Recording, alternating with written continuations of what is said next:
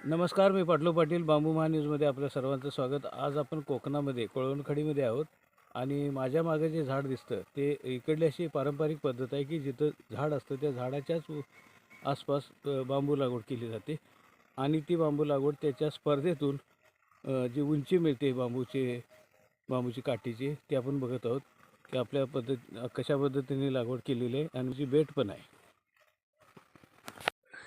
ही मानग्याची लागवड आहे आणि या झाडाचे इथे लावलेले आहे आणि असं उंची त्याला गाठलेली दिसते आपल्याला. हा मानगा आहे. आपण झाडाच्या आसपास ही सगळी लागवड केलेली आहे. ही दिसते बघा लागवड अशी झाडाच्या मदतीने वरती गेलेली आहे. कोकणामध्ये झाडाच्या मदतीने बांबू लागवड केली जाते. आपण बघतोय की तर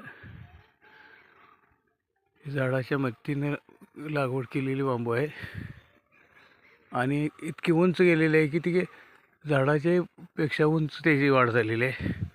ही त्याची खासियत आहे.